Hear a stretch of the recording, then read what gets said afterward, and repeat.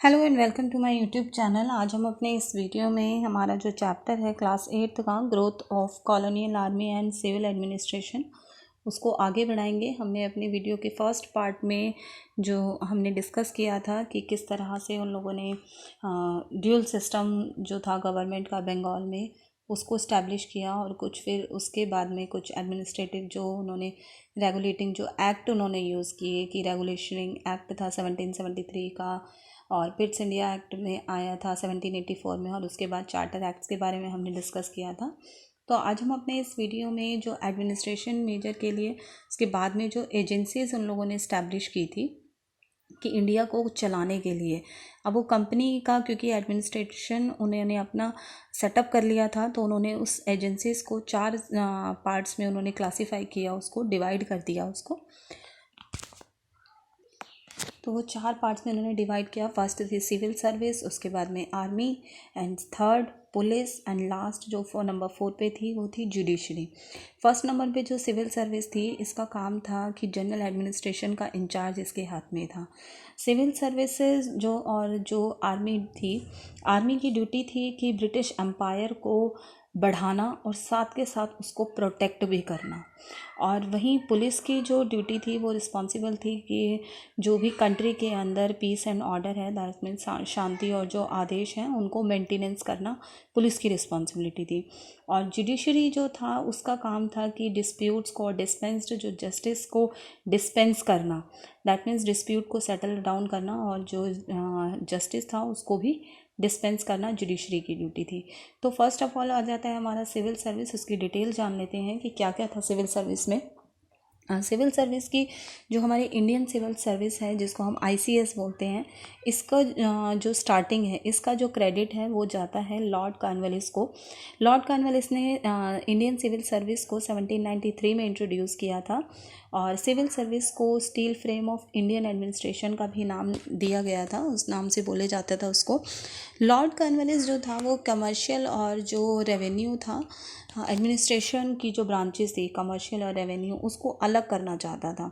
उन्होंने उसको अलग किया और साथ ही साथ उन्होंने कुछ ऑफिशियल्स को भी इंट्रोड्यूस किया कि जो रेगुलेशंस हैं, जो स्ट्रिक्ट रेगुलेशंस उन्होंने इंट्रोड्यूस किए ऑफिशियल्स के लिए, और जो उनकी सैलरी थी वो भी उन्होंने बढ़ाई, रेज़ की और उनको सीनियर भी बनाया ताकि उनके प्रमोशन के बेसिस पर उनको सीनियर भी बनाया।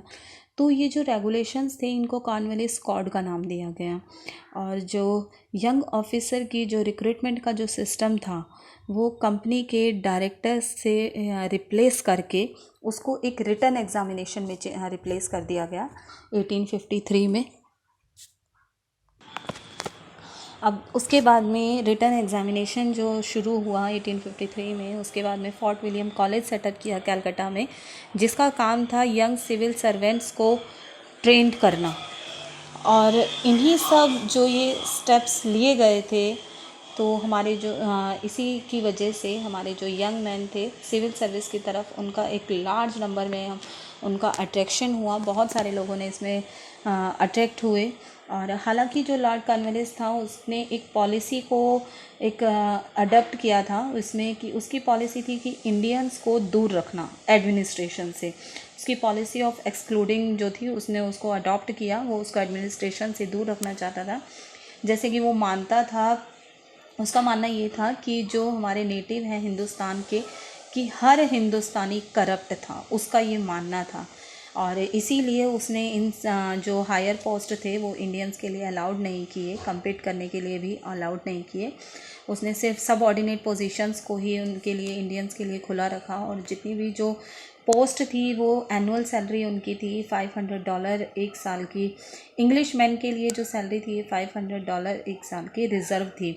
और एडमिनिस्ट्रेशन जो था वो देखें तो एक स्ट्रीमलाइन हो गया था, और क्योंकि इसको मोर एफिशिएंट बनाना था, टेरिटरीज़ को डिवाइडेड किया गया डिस्ट्रिक्ट में। और जो इनकी बेसिक यूनिट थी एडमिनिस्ट्रेशन की, जो वो थी डिस्ट्रिक्ट में जो एडमिनिस्ट्रेशन था, और हर डिस्ट्रिक्ट को 3 मेन ऑफिशियल में डिवाइड किया गया, जो कि 3 मेन ऑफिशियल थी, एक कलेक्टर, मजिस्ट्रेट एंड जज। फर्स्ट ऑफ ऑल जो कलेक्टर था उसका काम था रेवेन्यू कलेक्शन को सुपरवाइज़ करना। और साथ ही ओवरऑल जो एडमिनिस्ट्रेशन डिस्ट्रिक्ट है उसको भी देखना। और उसका एक प्रिंसिपल फिगर था एडमिनिस्ट्रेशन में कि इंडियन डिस्ट्रिक्ट जो थे उसमें एक प्रिंसिपल फिगर था उनका उनका उसका जो ऑफिस था वो कलेक्टोरेट था, जो कि न्यू सेंटर बन चुका था पावर का, पेट्रोनेज का। और स्पीडली रिप्लेस हुआ ये, कुछ जो प्रीवियस जो होल्डर्स थे अथॉरिटी को उनकी जगह पे कलेक्टोरेट ऑफिस कर दिया गया। नेक्स्ट जो सेकेंड था, जो मेन ऑफिशियल में मजिस्ट्रेट था, उसका काम था लॉ एंड ऑर्डर को मेंटेन करना। नंबर थर्ड पे जो आता है ऑफिशियल्स में वो था जज। और जज का काम था कि जस्टिस का वो इंचार्ज था, दैट मीन्स जज का जो काम था वो जस्टिस डिस्पेंस करना था। नेक्स्ट आता है हमारा आर्मी। अब जो ब्रिटिश की जो आर्मी थी, क्योंकि उनको इसका जो सब कुछ हुआ था, जो ब्रिटिश एक हमारे इंडिया में लार्ज एम्पायर जो इस्टेब्लिश कर पाए, उसका जो स्ट्रॉन्ग कारण था वो यही था कि उनके पास एक स्ट्रॉन्ग आर्मी थी। और जो आर्मी थी वो 3 पर्पस को सर्व करती थी। एक तो कन्क्वेयर न्यू टेरिटरीज, दैट मीन्स नए टेरिटरीज पे कन्क्वेयर करना, और दूसरा ब्रिटिश टेरिटरीज को प्रोटेक्ट करना, जो कि यूरोपियन राइवल्स थे उनसे प्रोटेक्ट करना। और नंबर 3 पर था कि जो इंडियन किंग्स के द्वारा जो रिवॉल्ट्स थे उनको दबाव में डाल देना, दैट मीन्स उनको सुप्रेस करना, उनको दबाना। तो जो इंडियन सिपाही की जो रिक्रूटमेंट थी उनकी जगह तब आई जब फर्स्ट टाइम तब देखने को मिली कर्नाटिक वॉर्स के ड्यूरिंग टाइम जो था, उस टाइम पे हमारे इंडियन सिपाही की रिक्रूटमेंट देखने को मिलती है इसमें। और उनको हायर किया गया, एक लार्ज नंबर में हमारे इंडियन सिपाहीज़ को हायर किया गया, जो कि एक उनको ट्रेंड भी किया गया कि ताकि वो लेटेस्ट आर्म्स और एमिनिशंस को यूज़ कर सकें। हालांकि वो अलाउड नहीं थे कि वो अपने जो सूबेदार का जो लेवल था वो उससे आगे बढ़ सकें, उनको सिर्फ सूबेदार के लेवल तक ही रखा जाता था, उनको इससे आगे प्रमोशन और आगे पोस्ट नहीं दी जाती थी। तो फिर भी इस डिस्क्रिमिनेशन के बावजूद वो ब्रिटिश के लॉयल बने रहे, क्योंकि वो आर्मी में थे। तो उनका जो ये रिसेंटमेंट है वो कहीं ना कहीं रिवॉल्ट ऑफ 1857 में देखने को मिलता भी है। और नेक्स्ट आता है हमारा पुलिस जो थी। अब पुलिस के लिए बात करें तो लॉर्ड कॉर्नवालिस था, जो उसने एक रेगुलर और एक परमानेंट पुलिस फोर्स को भी स्टैब्लिश किया, एक ऑर्गेनाइज किया उसने, जो कि लॉ एंड ऑर्डर को मेंटेनेंस करने के लिए एक एसेंशियल होती है। आज भी हम देखते हैं कि पुलिस हमारे लिए कितनी ज़रूरी है। और ये असिस्ट करती थी, जो डिस्ट्रिक्ट मजिस्ट्रेट थे उनको असिस्ट करती थी कि उनकी जो ड्यूटीज़ हैं उनको कैरिंग आउट करने में उनकी हेल्प करती थी। और जो हर डिस्ट्रिक्ट था वो थानाज में बटा हुआ था, और उस थाने में एक दरोगा होता था। जो गांव थे, शहर थे, उनमें एक कोतवाल और चौकीदारी भी होते थे। और बाद में ये जो पोस्ट थी ये डिस्ट्रिक्ट सुपरिटेंडेंट ऑफ पुलिस जो थे उनको एक तरीके से दी गई, ये सारी डिस्ट्रिक्ट को पूरा संभालने के लिए, उनकी देखभाल करने के लिए जो पूरी रिस्पॉन्सिबिलिटी थी वो डिस्ट्रिक्ट सुपरिटेंडेंट को दी गई। और आर्मी की ही तरह जो पुलिस थी उसमें भी हायर पोस्ट सिर्फ और सिर्फ ब्रिटिश के लिए ही रिजर्व थी। हमारे जो इंडियंस थे उनको हायर पोस्ट से बाहर ही रखा गया, उनको भी उनसे आर्मी की तरह पुलिस में भी उनको आगे नहीं बढ़ने दिया गया। तो जो पुलिस थी उन्होंने भी जो क्राइम्स थे जैसे कि डकैती, ठगी, इन सब को दबाने के लिए बहुत ग्रेट सक्सेस भी मिली, उन्होंने बहुत काम भी किए इसके लिए।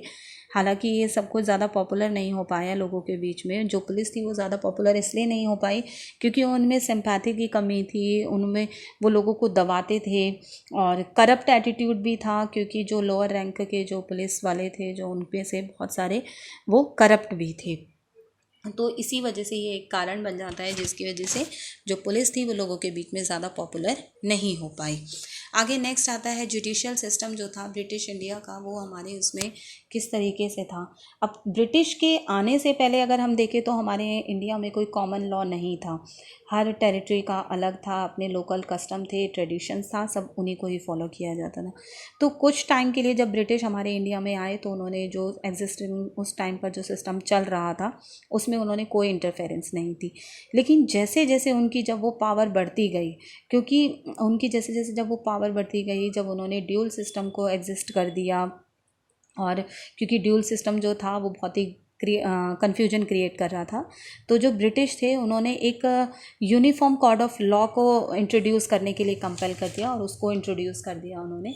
अब जो लॉर्ड कॉर्नवालिस की जो प्रायोरिटी थी वॉरेन हेस्टिंग्स की, ये सब दोनों ही जो हमारे इंडियन का जो जुडिशियल सिस्टम था उसको सेटअप करने में, उसको शेप करने में बहुत ही इंटरेस्ट रखते थे। तो 1774 में सबसे पहले रेगुलेटिंग एक्ट के अंडर, जो रेगुलेटिंग एक्ट 1773 का जो आया था उसके अंडर कलकत्ता में एक सुप्रीम कोर्ट को इस्टेब्लिश किया गया और एक ग्रेडेड सिस्टम रखा गया कोर्ट्स का। तो काफ़ी टाइम तक ये ग्रेडेड सिस्टम ही इवॉल्व रहा था और हर डिस्ट्रिक्ट में 2 कोर्ट होते थे, क्रिमिनल कोर्ट और सिविल कोर्ट। क्रिमिनल कोर्ट जिसे फौजदारी अदालत भी बोलते हैं और सिविल कोर्ट जिसे दीवानी अदालत बोलते थे।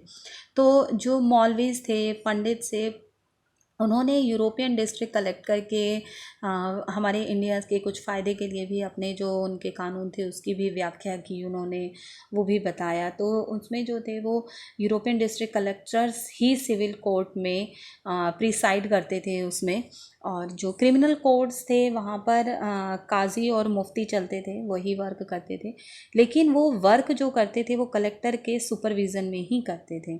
हाई कोर्ट्स को इस्टेब्लिश किया गया प्रेसिडेंसी टाउन्स में, जो कि प्रेसिडेंसी टाउन्स जो थे बॉम्बे, कलकत्ता और मद्रास के जो प्रेसिडेंसी टाउन्स थे वहाँ पर हाई कोर्ट को भी इस्टेब्लिश किया गया धीरे धीरे।